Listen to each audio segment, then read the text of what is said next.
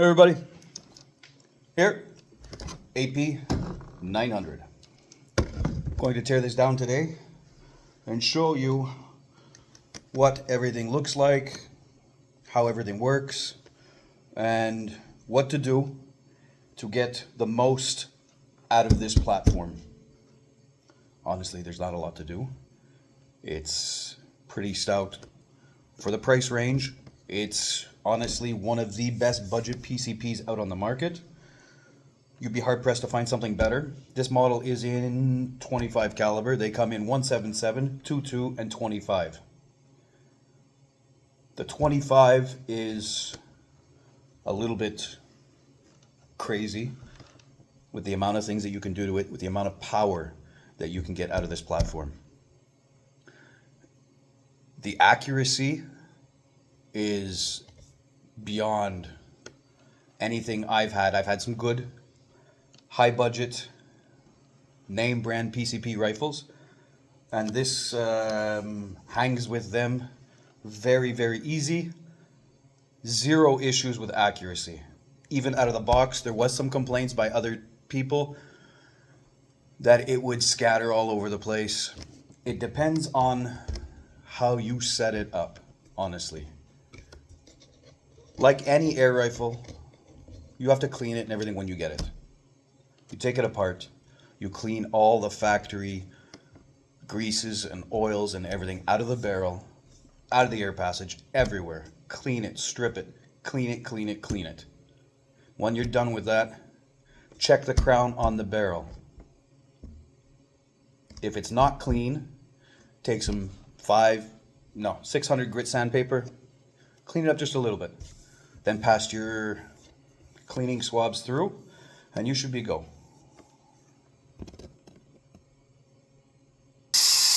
Time to air this down just a little.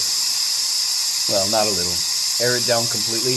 350cc bottle. Should take about 2 minutes to air it down. As you can see, right here on the side where my Allen key is the grub screw to release the pressure in the air rifle.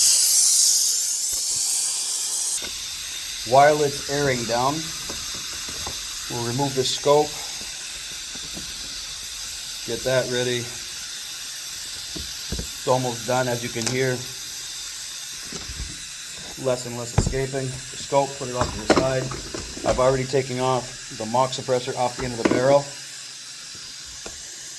Once it's empty, what we're going to do is we are going to remove the bottle, the second regulator, the spacer, the handguard, and we're going to take out the whole assembly so I can show you the valve. Everything is aired down now. Go ahead and tighten that bleed screw back up so it doesn't get caught on that housing of the valve when you remove everything. First thing we're going to do is remove the handguard. It's 3 screws. 1, 2, 3. Very simple. Just back them out. 30 seconds. 1, 2, and 3.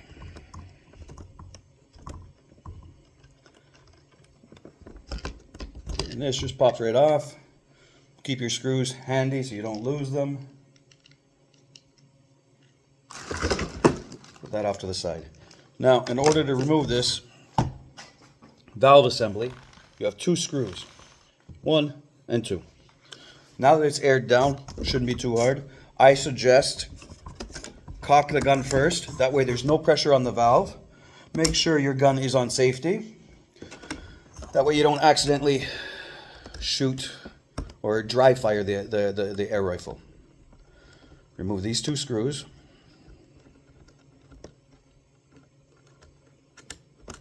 One, 2, doesn't take long. In total, I think complete disassembly takes less than 10 minutes. Now they're both backed out. Just to make sure. There we go, they're both backed up. Now, turn it upside down. There's 2, 1, 2, 2 screws. Put them off to the side. so you don't lose them. They're very important screws. Without them, you're done for. You can't shoot.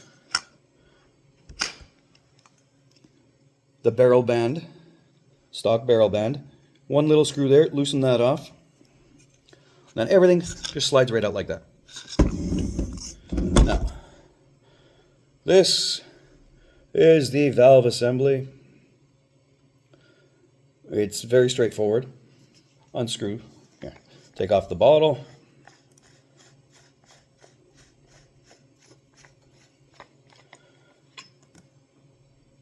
.350cc carbon fiber.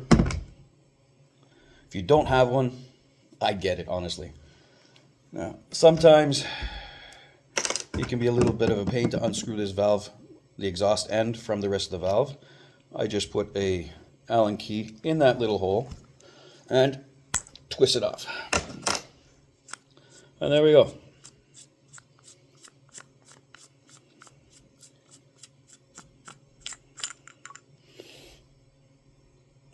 See in there?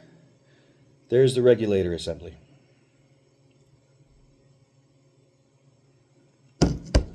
Here, the valve spring.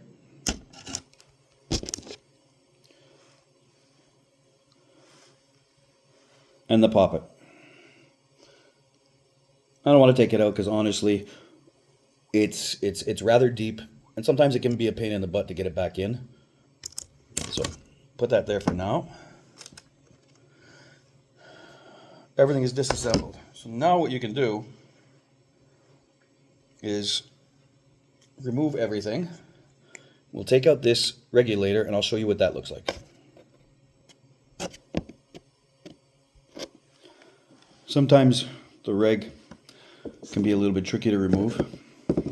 Easiest way I found, needle nose pliers. The reason why it's tricky to remove is because these seals, right there, these two seals, they swell up. And they just basically jam themselves inside the valve housing. Anyways, that's your regulator.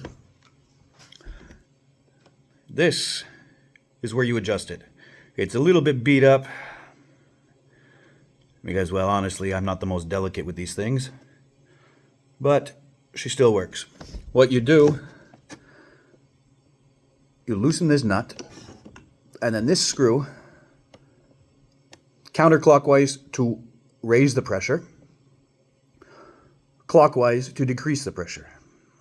Try only a quarter turn out of a time. Any more than that, I mean, you risk going way over the legal limit, depending on where you are. So, obviously it's better with a socket, but I have the needle nose in my hand right now. So, just back that off. There you go, she's loose. Then you can turn this screw clockwise, counterclockwise, whatever. I'm going to put it back because I'm already happy with the setting. It's at 130 bar. So, that's your valve assembly. Everything removed, everything disassembled. Easy, right? Put everything back.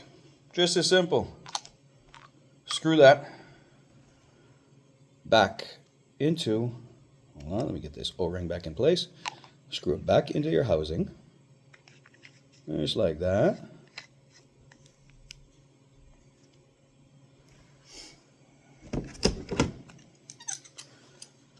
Like I said, not the most delicate.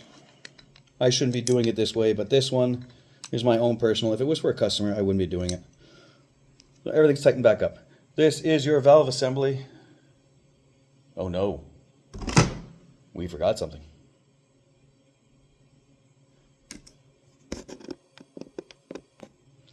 Take it back apart.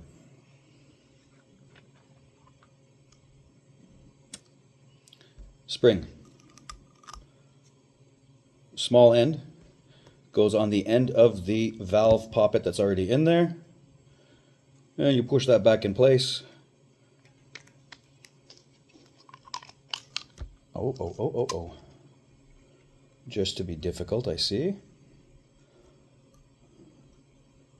I've stretched my spring, my hammer valve spring, just a little bit to give me more tension. because I found it was too soft. There we go. So now the valve assembly is reassembled. Tighten that back up. Now, I'll pop it. There we go.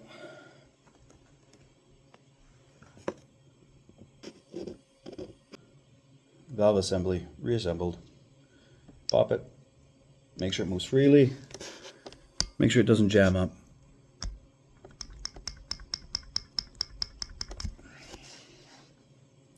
That's that.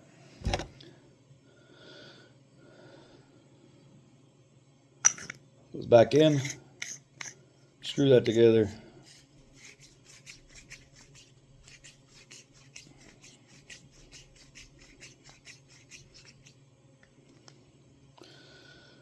And there we have it. Totally disassembled and reassembled in less than 10 minutes. Put this back in place. Make sure you don't lose your little transfer port grommet right there, right in the middle. You don't want to lose that. I've changed mine. I put in a it's a 4.5 millimeter opening in it. What was there originally, if I'm not mistaken, was 3 mil, which is fine. It does what it's supposed to. It works very well. But for efficiency, I suggest you open up that transfer port bushing just a little bit. You get free flowing air straight through, a lot more efficient. And with that valve spring being a little bit tighter, your efficiency goes up too. And this 350cc bottle, I can get, I'd say, I haven't really counted, but I'm looking at least 100 shots, which is full power. And full power on this is 950 feet per second with 31 grain slugs. These guns are absolute monsters. I don't know why I've slept on it for so long, but yeah. Now I'm just putting the bottle back in place. Sometimes they can be a little bit tricky, I guess. I don't know why this one's being like this today. I guess it's because I'm trying to make a video and show everybody, you know, what I'm capable of. And then I can't get the bottle on. Not very capable, right? No, it's on, it's on, it's on.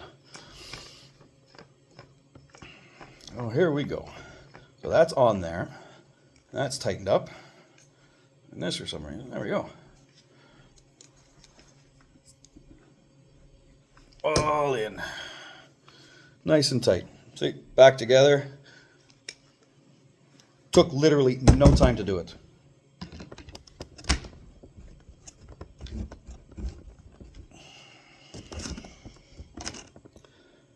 With what I've just shown you now, I mean, it's dead simple to open it up. With a little bit of mechanical knowledge, a little bit of, how do I say, hands-on, I guess. It doesn't take very long to do it. It takes less than 10 minutes to rip it apart, tune it how you want.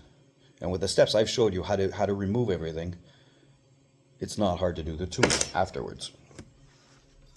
So that's it. She's back together. Slip on my barrel band bipod that I have, just to make sure everything's copacetic, everything's straight. Throw on my mock suppressor, completely empty. Zero suppression out of this piece. Just to make it clear, because in Canada, I'm not allowed to have this. Well, this I'm allowed to have, but I'm not allowed to have a suppressor, a moderator, anything that makes this quieter. They want us to disturb our neighbors, and that's what we do. So that was a quick teardown of the valve assembly. I'm going to air it up, make sure it holds air, and I'll show you a quick couple of shots through the Crony and see what it can do. She's filled to 250 bar, ready to take some Crony shots.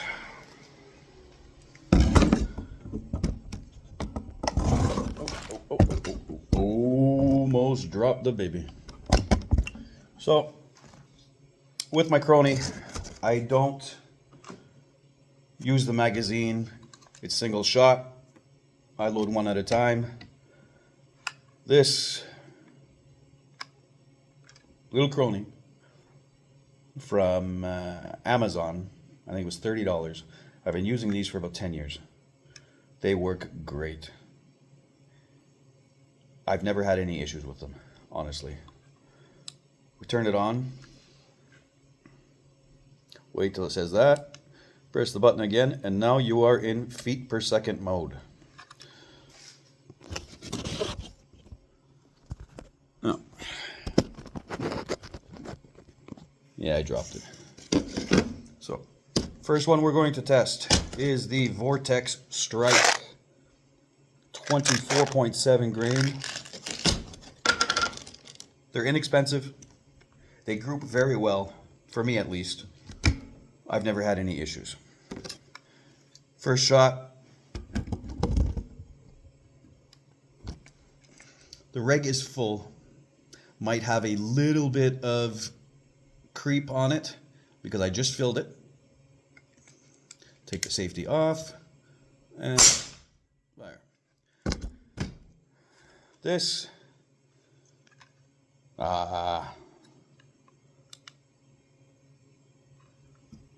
that is reg creep. 24.7 shooting at 1,000 feet per second. It's not supposed to do that. We'll see what the second shot says.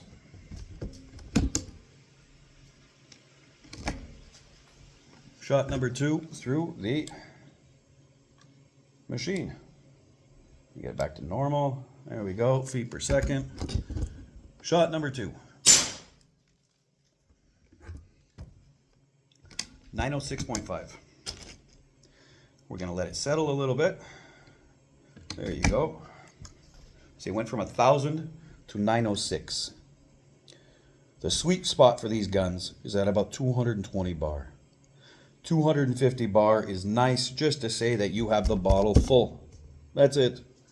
In order to get any results from the 250 bar PSI, 250 bar fill pressure, you really have to shim the hammer spring a lot more than it is now. I mean, from factory, there is no shimming. It's just a straight spring. You don't want to do that. You don't want to shim the spring. They are already oversprung. So you just shoot off your first couple of shots at the 250 bar just to get it back to settling down. And there we go. After the third shot, rig is where it should be at 875. Fourth shot. There we go. It's got to be loud, guys.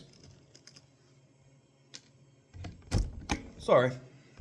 And there we go. She settled down. 862.2 with 24.7 grain pellets. Now, like I said, great pellets. Next, the Barracuda Hunter, 27.5 roughly grains. Hollow points, great for squirrel, rabbit, raccoon, anything you really want to, any kind of pesting you want to do, they're great for it. They group well. Very, very good pellets.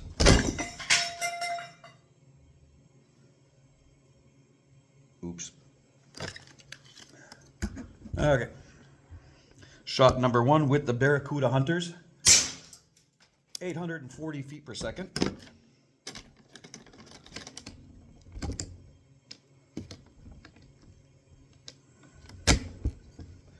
The only problem I see with the hunters, they're very tight to get into the breech sometimes.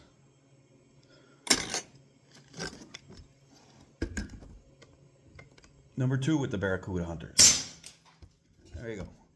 838. See, very, very, very little spread. Now, my favorites to use. Great pellets. 31 grains. H&N. Great product. Let me see here. You just want to be difficult. For no reason. There you go. Okay. 31 grain loaded, ready to shoot at 800 feet per second.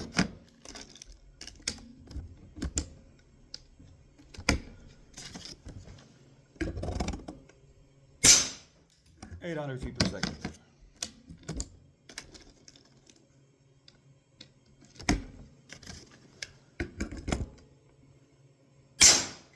$797.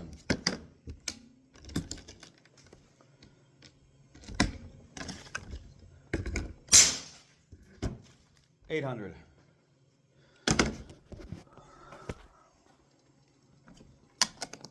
I love it. I love it. I love it. I love it. I love it. I love it. I love it. Now, I know I said 31 grains at 950 feet per second. That is if you tune this to the max. It doesn't need to be that high. Not at all. 25 caliber pellets. Sweet spot below 860. Between 810 and 860 feet per second. That's the sweet spot for just about any 25 caliber pellet. You'll get the best groupings, the best results. And yeah, so that was a quick video, not so quick, quick enough, of the teardown of the valve assembly and rig. Next video, I'm going to show you how to take apart the hammer and the hammer spring. We'll get that changed out. Maybe put something a little bit softer. Slow it down a little bit more.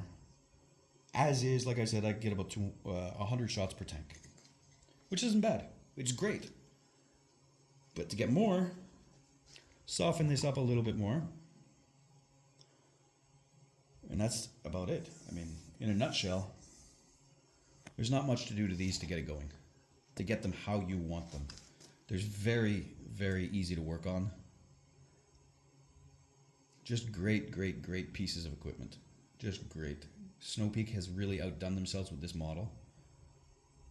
I'm very happy to have one of the last 25 calibers available in Canada. Everywhere you look, there's nothing. They're great. They're really great.